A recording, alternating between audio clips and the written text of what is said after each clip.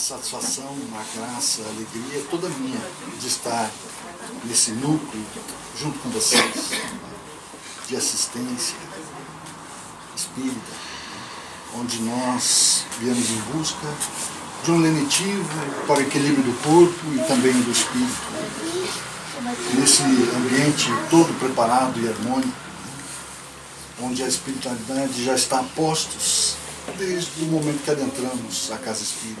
E quanta energia num preparo como esse, né? Vejo que já somos atendidos, agraciados, né? Pelo dedo de Deus, né? Em nossas vidas. Também com grande satisfação que nós vamos conversar um pouquinho sobre como Kardec, né, planejou, constituiu, codificou a obra. Claro que orientado pelos espíritos, né? E há um espírito que nós vamos trazer referência, né, como coordenador de todo um trabalho de Kardec, que é o espírito da verdade. Então, essa nossa reflexão da noite de hoje, ela está baseada numa fala de Saulo César Ribeiro, onde nós pesquisamos. É um estudioso do Evangelho segundo o Espiritismo, inclusive faz parte de um grupo de estudos da Federação Espírita Brasileira, onde nessa fala que ele trata da estrutura do Evangelho, né, a origem, a finalidade do Evangelho, e a doutrina espírita nos esclarece, né, sobre as verdades que eram um tanto veladas, até não por conta do que está escrito, mas porque nós não estávamos ainda totalmente preparados para o entendimento. Né? Hoje, jamais, né, preparados, mais abertos, mais crescidos espiritualmente falando. Né? E aí, isso que ele falou foi na época de Jesus. Tanto que a doutrina espírita veio complementar, dar exemplos, né, mais ao nosso alcance do que Jesus veio nos trazer, que é o amor. Né? E foram enunciadas, né, pelos Espíritos do Senhor, tendo como orientador, como eu falei, o Espírito de verdade. E agora, sem o véu que as encobria, de forma simples, clara, né, para o nosso entendimento. Né? Nós sabemos que a doutrina espírita, ela tem um tríplice aspecto. Ela é ciência, filosofia e religião. Ciência porque trata da natureza, da origem, né, e destino dos espíritos. E nós somos espíritos, estagiando aqui num planeta de provas e expiações. Portanto, não passa ninguém aqui sem experimentar, ou numa fase, numa parte da vida, um período curto ou mais ou menos longo, alguns por toda a reencarnação, dessas experiências, né, de crescimento, de aprendizado. Né? E também nos traz essa relação, né, com o mundo espiritual, né, do mundo espiritual com o mundo corpóreo. Portanto, ela, no seu primórdio, né, criou-se como uma ciência de observação, de experimentação, e onde o livro dos médiuns, né, que é a segunda obra da doutrina básica, da doutrina espírita, nos traz como ciência, e ela se firmou ali, porque trouxe justamente a relação do mundo espiritual com o mundo corpóreo, né? Tanto de lá para cá, como daqui para lá, de médiuns, como de unidade, de espíritos, de influenciações. Então, tratou-se, fez um tratado, né, onde ela se firmou como ciência. A filosofia, e como toda a filosofia, no nosso entendimento, né, de ciências, toda ciência começa da parte da filosofia, tem seu início ali. A doutrina espírita não foi diferente. Por quê? Porque Kardec partiu do conhecido, que eram os fatos, os fenômenos da época, né? Mesas girantes, escritas, né, através da cesta. Ele até se convenceu, demorou um pouco, é bem verdade, porque ele era cético, né, não acreditava, mas uma pessoa completamente preparada, né, para trazer a codificação, escolhida. E assim ele observou esses fatos, analisou, remontou os efeitos, né, que era evidente, as causas, né, por que aconteciam, porque eram geradas, né, e chega então a lei que rege tudo isso. E concluiu ainda que se o efeito é inteligente, a causa também é inteligente. Depois deduz essas consequências, e aí entra uma parte muito importante, que é justamente a religião. Veja que a doutrina espírita ela não partiu como religião, ela teve como consequência a religião da filosofia que Kardec trouxe. Né? Por quê? Porque aplicou as consequências buscando aplicação útil, e é justamente no Evangelho que a gente vai ver a nossa parte, né? Que nos conduz mais próximos de Deus. Né? E nós vemos aqui uma situação muito importante, que é a de moralidade, no Evangelho segundo o Espiritismo. Mesmo sendo consolo, amparo, orientação, a princípio, né? Porque precisamos nos acalmar, serenar, ser atendidos em nossas imperfeições e com um roteiro seguro, como é um código de ética, nós vamos ver isso hoje, que nos norteia, né? Para que saiamos melhores do que quando entramos nessa reencarnação. Ganhamos então crescimento, né? Aprendizado, dominando nossas más tendências, nossas más inclinações, para que cheguemos à perfeição. E esse é o objetivo, né, de nós espíritos, sermos perfeitos, ou estarmos em melhores condições. Né? Vejam que essas consequências de religião, onde a aplicação útil é justamente o nosso esforço. Né? Nós darmos vazão no empreendimento, na renovação moral, tá? Para que cheguemos sempre em melhores condições, para que sejamos instrumentos da própria espiritualidade, né? Instrumentos mais preparados, com mais conhecimento de causa, né?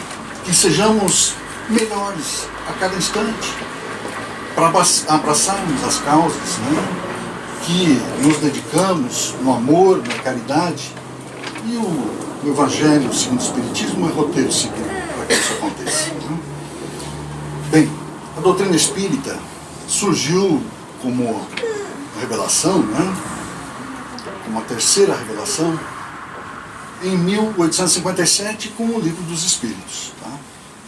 E ali, no Livro dos Espíritos, nós temos toda a doutrina espírita fundada. O Livro dos Espíritos, o Livro dos Médiuns, o Evangelho, tá?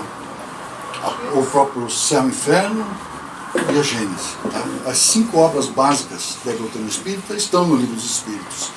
Em cada parte do Livro dos Espíritos, que é dividido em 4 partes, trata de uma parte dele, cada obra com mais aprofundamento, né, nos seus estudos.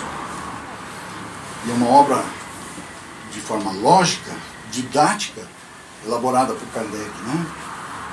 E nós vemos pelo índice, tá, onde dali partem as obras que nós citamos, uma investigação mais profunda nesse entendimento. Né?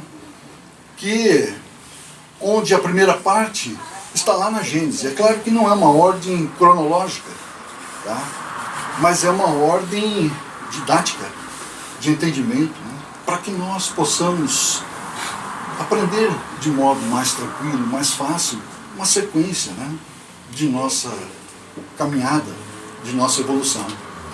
E aí, vejam que das causas primárias, como está lá no índice, surgiu a Gênese no ano de 1868. Tá? É a primeira relação que Kardec fez. E a segunda parte, que trata do mundo espírita, do mundo dos espíritos, o Livro dos Médiuns, em 1861. Tá? Na terceira parte, vai falar justamente das leis morais, que está aqui no Evangelho segundo o Espiritismo, em 1864.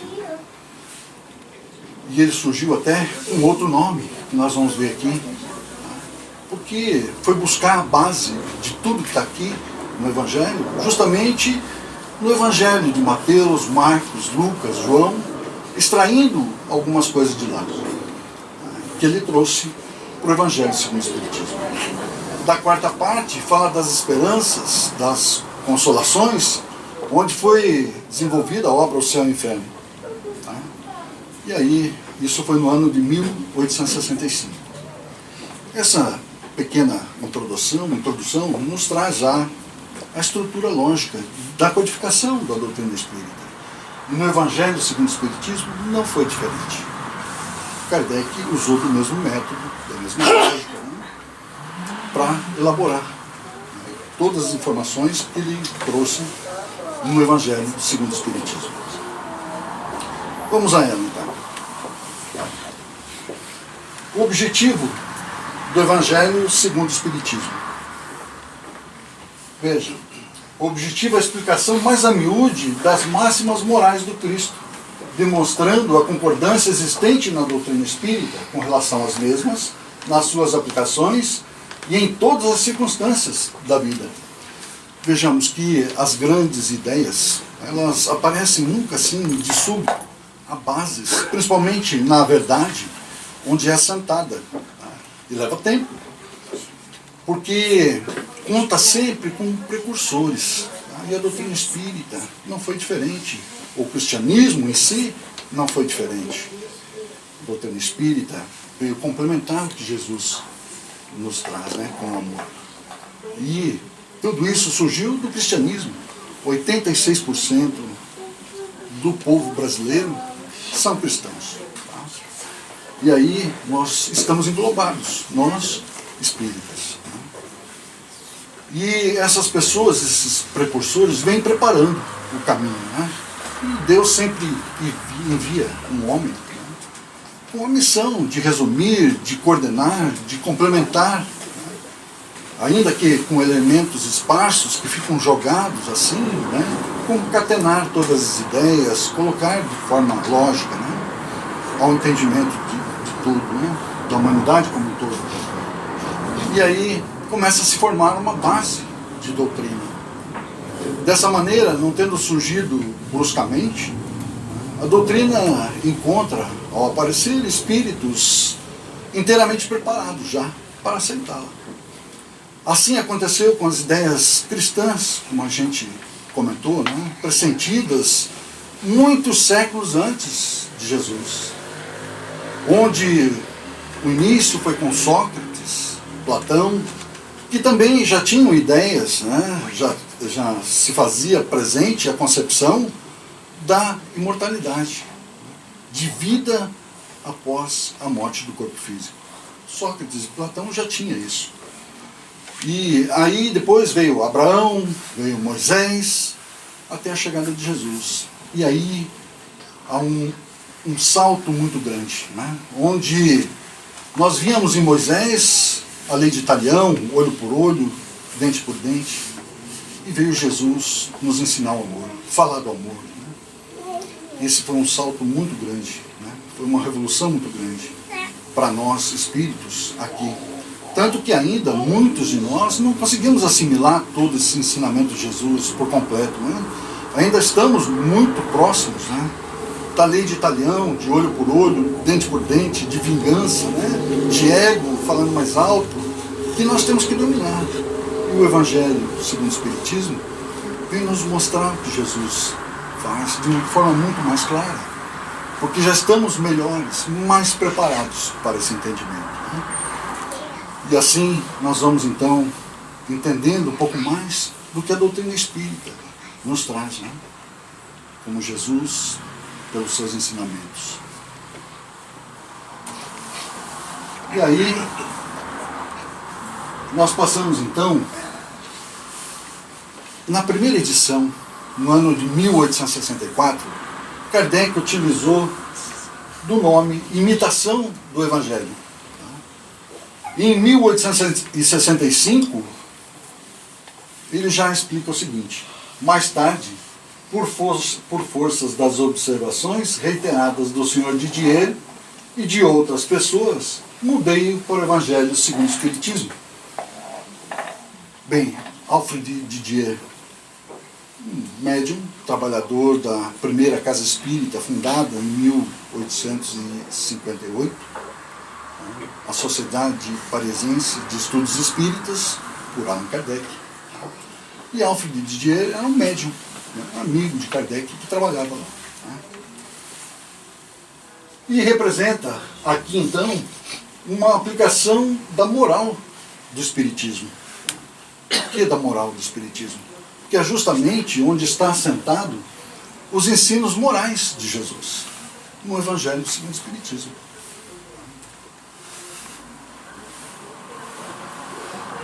E aí nós começamos a buscar de onde veio, né,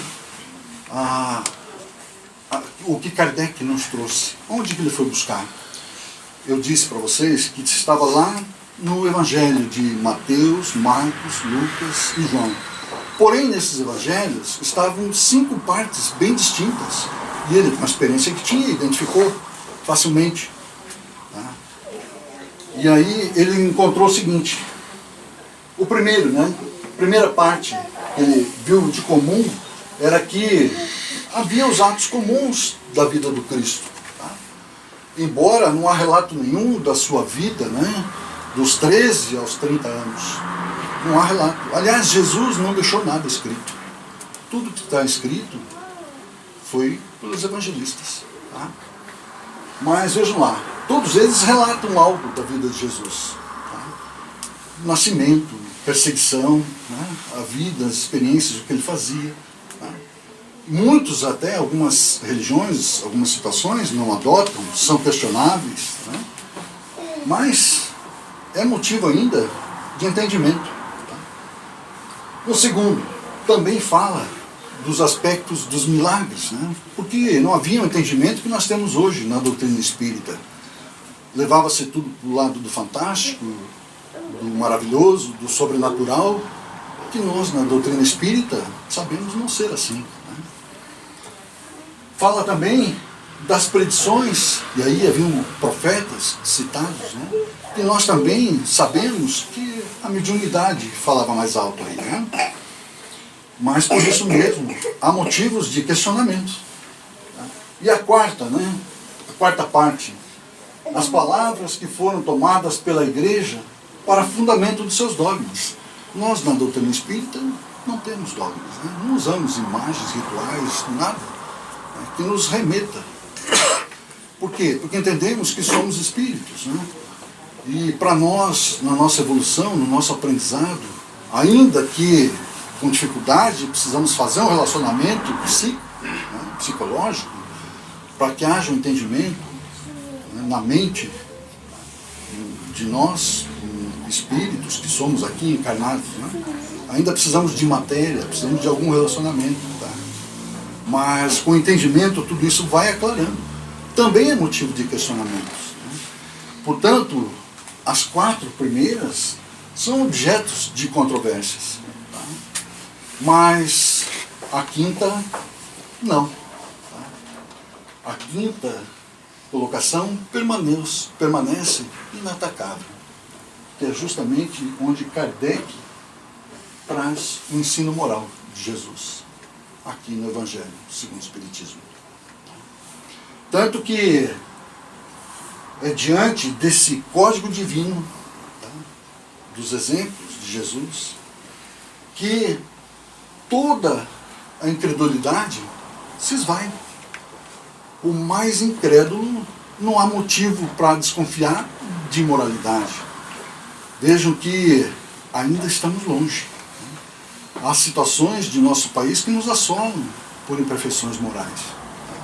Por isso eu disse até que por ego, por egoísmo, né, por orgulho, ainda falhamos. E estamos no mundo de provas e expiações.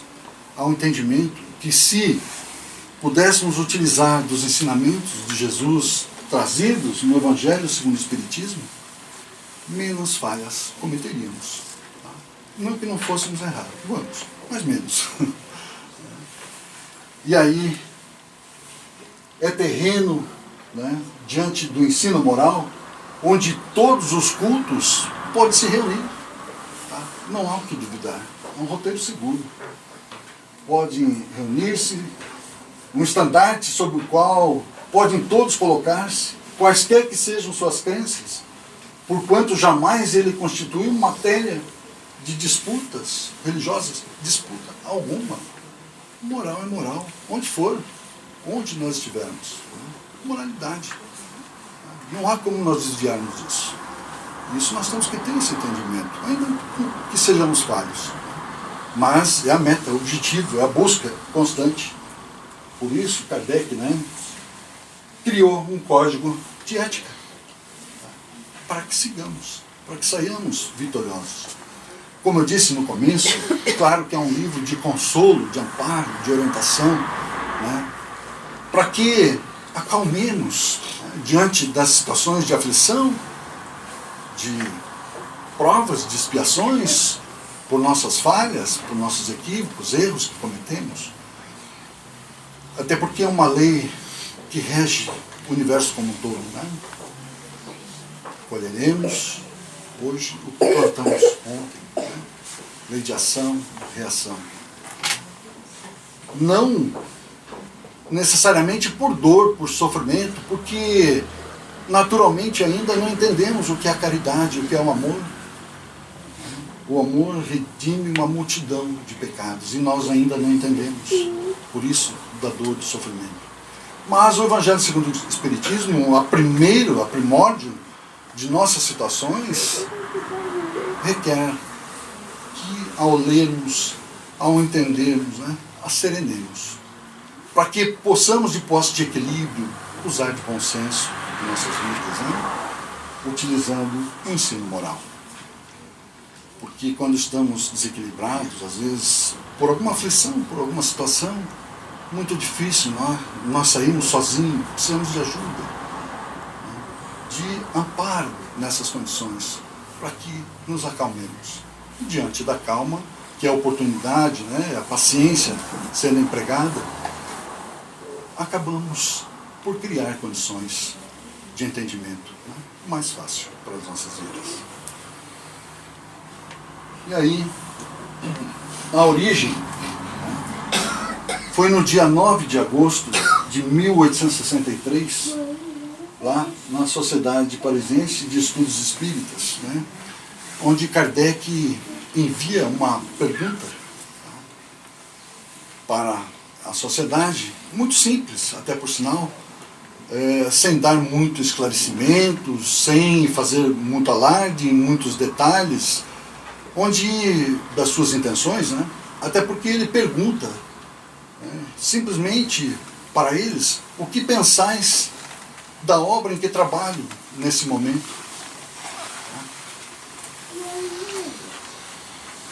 E esse livro de doutrina terá influência considerável, porque explana as questões de interesse capital. E diante dessa obra, os espíritos lhe dizem: a dúvida tem que ser destruída da Terra e suas populações civilizadas estão prontas. Como disse, nós estamos em melhores condições de entendimento. E já estávamos lá em 9 de agosto de 1863. De lá para cá veio o tumulto.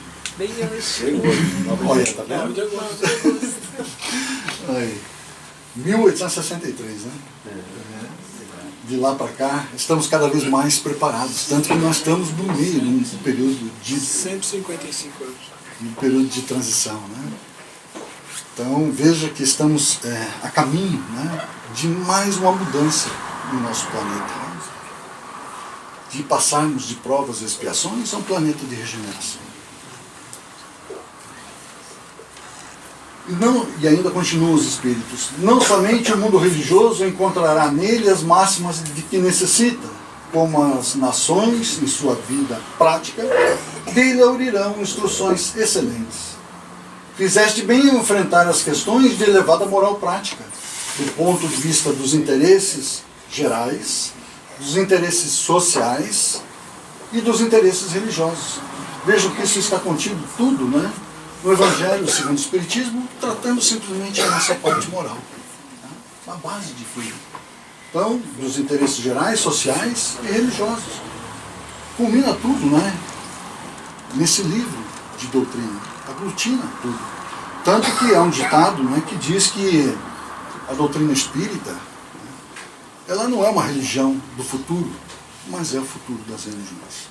pelas questões morais, né? Onde agrupa tudo que a gente falou até agora. E aí, no dia 14 de setembro de 1863, portanto, 1 mês e 5 dias depois da primeira comunicação, os espíritos declaravam a Kardec: nossa ação, principalmente a do espírito de verdade, guardem bem, tá? É constante ao teu redor, de tal maneira que não a podes negar. Ou seja, muitos acreditavam que o espírito da verdade era o mentor até de Allan Kardec. Na verdade, é o mentor da doutrina, como tudo. A gente vai deixar isso muito claro no final. E ainda, assim não entraremos em detalhes desnecessários. Claro, Kardec já estava sendo guiado, dirigido, intuído, né? Na obra, no desenrolar da obra, sobre o plano da tal obra. Na verdade, os espíritos já sabiam, segundo os nossos conselhos ocultos que davam a ele, né? São formados tão amplo e completamente. Quer dizer, estava claro na mente, né? Logo adiante acentuavam: com essa obra, o edifício começa a libertar-se dos andaimes, e já podemos ver-lhe a cúpula a desenhar-se no horizonte. Esse texto é um trecho lá em Obras Póstumas, na página 339. Lá está o texto completo, né? E essas comunicações podem ser obtidas lá, né? Na sua forma original, como isso está escrito. E o Evangelho segundo o Espiritismo é uma obra de importância fundamental na codificação de Kardec, pois é a base do roteiro da religião espírita. É o livro espírita mais lido no Brasil, o Evangelho segundo o Espiritismo. Como eu disse, escrito em linguagem simples, acessível a todas as inteligências, né? Sem figuras, nem alegorias, né? Contém a essência do ensino moral de Jesus. Ele está estruturado em 28 capítulos, eminentemente consoladores, a princípio, né? Para nos acerenar. Nós vamos ver como isso, né? E esse livro oferece um roteiro seguro, né? Para a nossa reforma íntima, reforma moral, que é o objetivo apontado pelo Cristo, né? Para alcançarmos a felicidade, ainda que seja relativa, né? Num mundo de provas e expiações, momentos de felicidade, né? Mas isso é fruto de uma paz interior, né? Que tanto almejamos, e somente na observação das leis é que vamos crescer para esse lado, né? Despertar, nos proporcionar melhores condições diante da imortalidade que está à nossa frente, né? Sempre com ascensão ao progresso, à evolução, a nos tornarmos perfeitos. Para isso fomos criados. Bem, passando então à estrutura do Evangelho, o estudo do Evangelho à luz da doutrina espírita, né? Merece que verifiquemos a origem de tudo. Como Kardec concatenou toda a estrutura do Evangelho segundo o Espiritismo, e há um motivo lógico, tá? Metódico, que ele desenvolveu, para que sejamos felizes, melhores, que consigamos entender toda a obra. E aqui, deixo até um peixe, né? Como eu venho da área de estudos da doutrina espírita, a base, onde eu comecei, quando a gente começa a entender, né, o que a gente vai ler, vai estudar, como foi feito, fica mais gostoso, é mais interessante o estudo, o aprendizado, né? E aí, na sua estrutura, né, uma obra deve ser estudada, né? É claro que a princípio traz consolo, amparo e orientação, mas merece ser estudada, tá? E essas nuances que nós vamos buscar no entendimento merecem toda a atenção, porque trata de nós, para nós vivermos em sociedade, com respeito, com dignidade, na caridade, no amor, mais pura expressão, né? E aí tudo organizado por Kardec. Possui uma estrutura, né? Não de forma organizada aleatoriamente. Não foi assim. Tudo há uma razão. Tá? E vai colocar cada capítulo sucedendo ao outro, né? De maneira que didaticamente possamos ir aprendendo as lições passo a passo, de evolução, de crescimento, metodicamente sequenciada. Tanto quanto possível, é bem verdade, porque às vezes nós ainda temos algumas dificuldades a mais ou a menos, né? E não estamos no mesmo estágio, na mesma condição. Então, para alguns é uma maneira mais fácil um pouquinho, mas de forma clara nós vamos entendendo que há uma razão de ser. E aí, cada capítulo lança a base, né, para o capítulo seguinte, de modo que decorra uma das outras, tanto quanto possível, de acordo com o nosso entendimento de nossas necessidades. Tá? Vamos lá. É um livro de cabeceira, de leitura diária obrigatória, de leitura preparatória de reuniões doutrinárias. Deve ser encarado também como um livro de estudo para melhor compreensão da doutrina.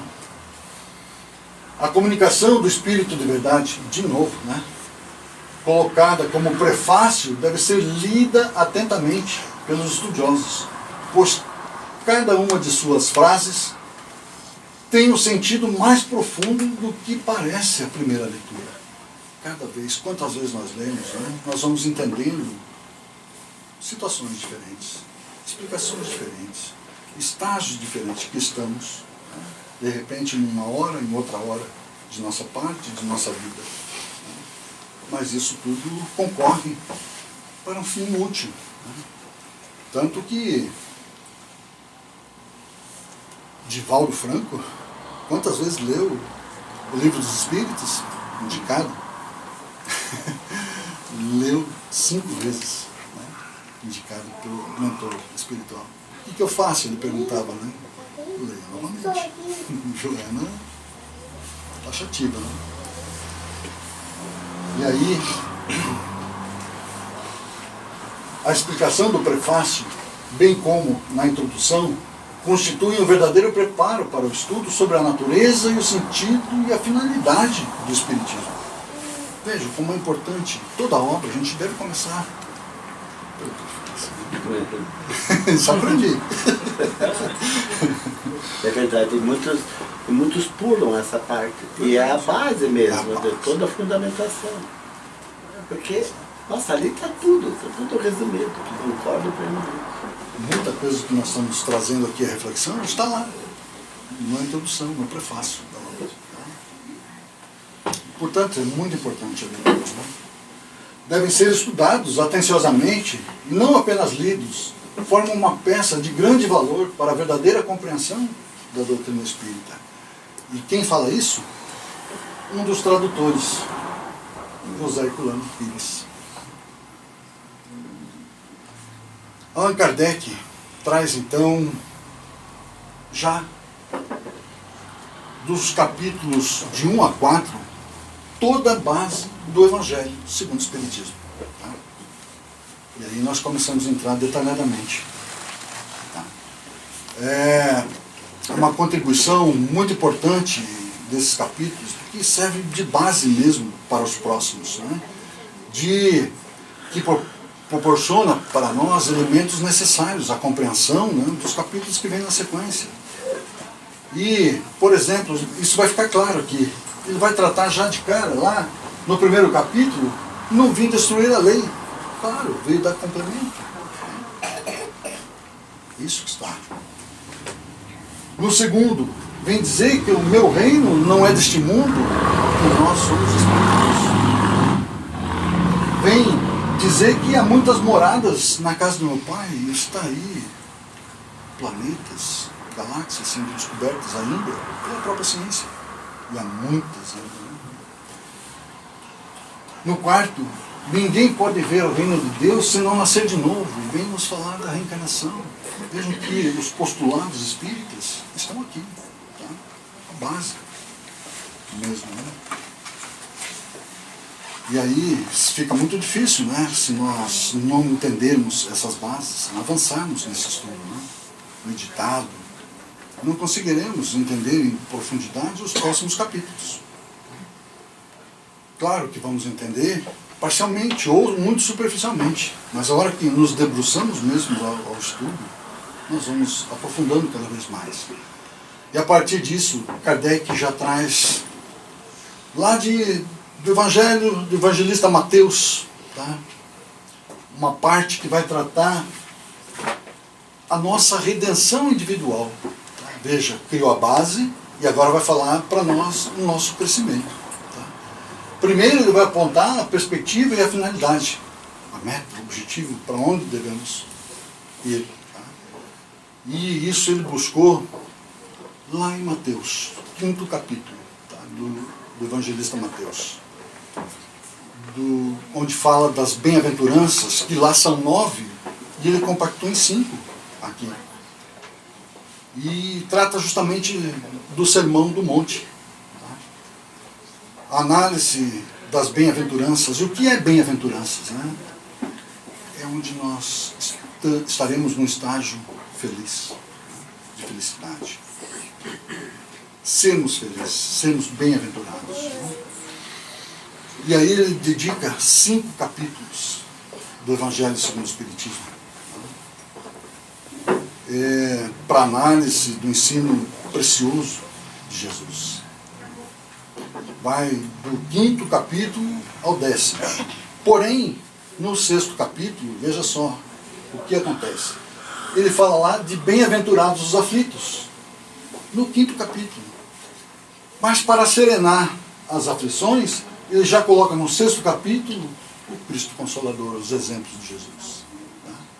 Para acalmar, para nos atender em nossas situações, em nossas dificuldades. E daí continua. Né? No 7º capítulo, bem-aventurados os pobres de espírito. No 8º, bem-aventurados os puros de coração. No 9º, bem-aventurados os mansos e pacíficos. No 10º, bem-aventurados os misericordiosos. Vejam. E aí nós vamos criando, então, a meta, os objetivos nesses capítulos, para alcançarmos.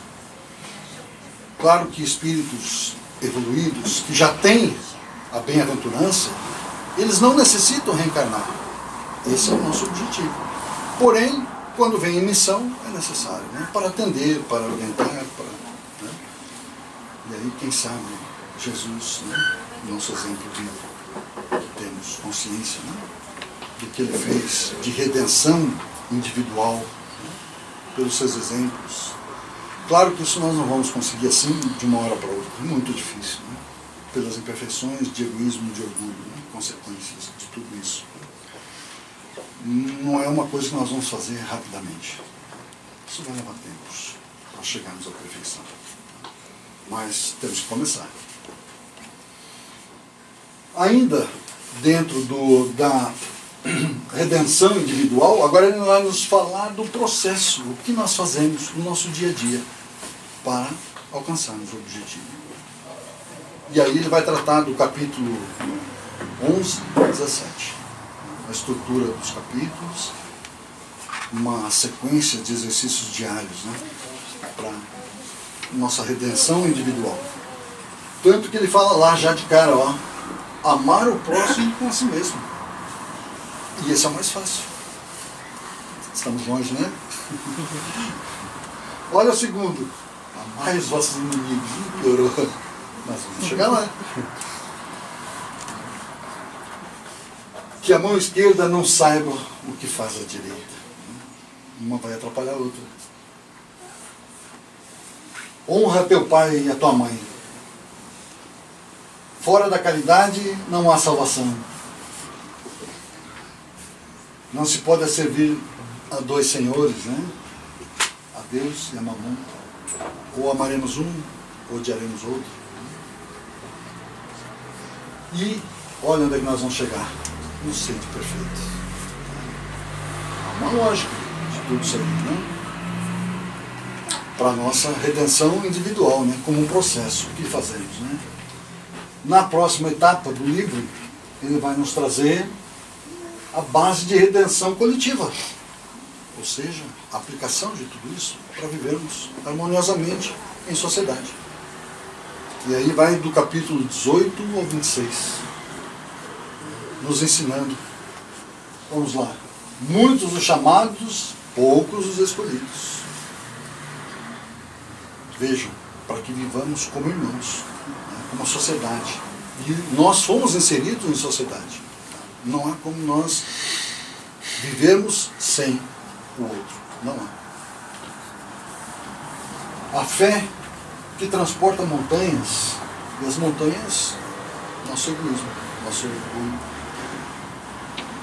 Trabalhadores da última hora, no 20º capítulo, falsos cristos, falsos profetas, não separaram o que Deus juntou. Fala da família, da união conjugal. Fala da estranha moral no capítulo 23. Fala da não pôr a candeia debaixo do alqueire, seja luz, não faça sombra. Buscai e achareis. E no 26º, dá de graça o que de graça receber. Todos nós interagimos, né, no mundo, influenciados ou influenciando. Queremos ou não, nós somos assim.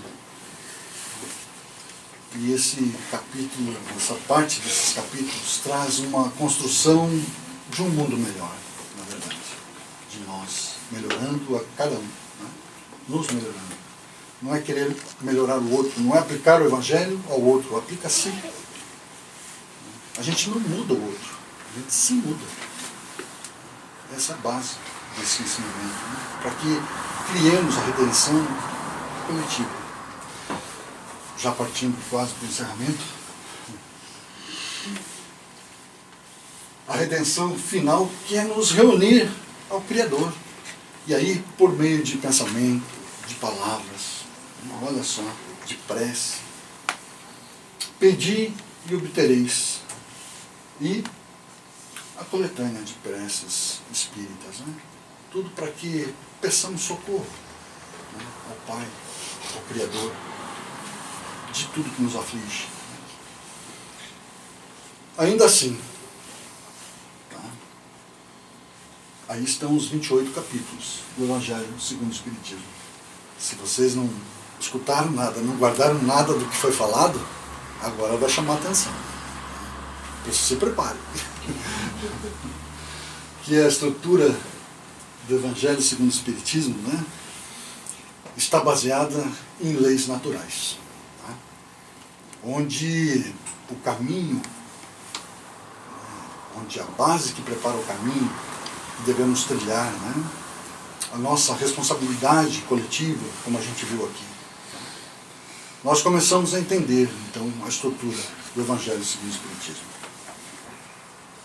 Pois lembra de Jesus como sendo a base, ou seja, a verdade.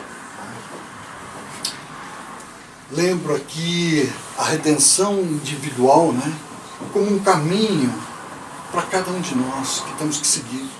Tá? E nós somos seres individuais vivendo coletivamente. Tá?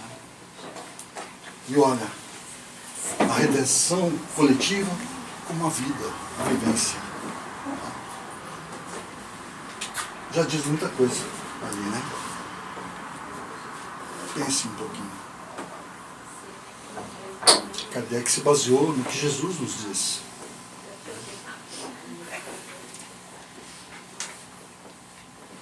Eu sou a verdade, o caminho, a vida. Ninguém vai ao Pai a não ser por mim. Então, Kardec cumprindo o que Jesus ensina, nos fala, né?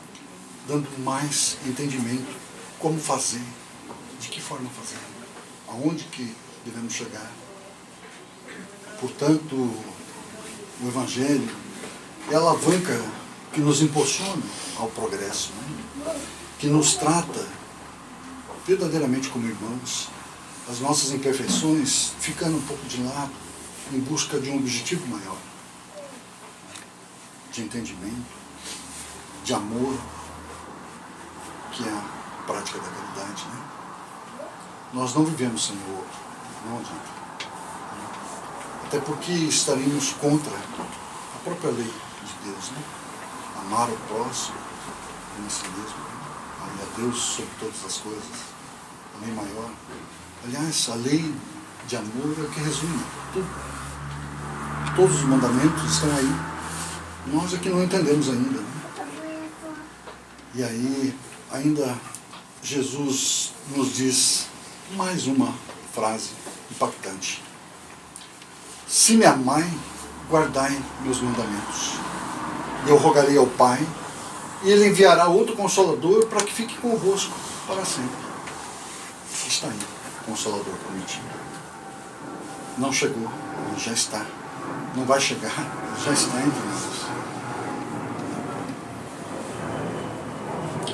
E para complementar, lembro do Espírito da Verdade? Lembra que eu falei? Aliás, saiu um artigo no Momento Espírita, da Federação Espírita do Paraná, o jornal da Federação Espírita do Paraná, um artigo feito por Alessandro Vieira Viana de Paula. Se vocês digitarem no Google o título Quem é o Espírito de Verdade, vai aparecer a matéria todinho.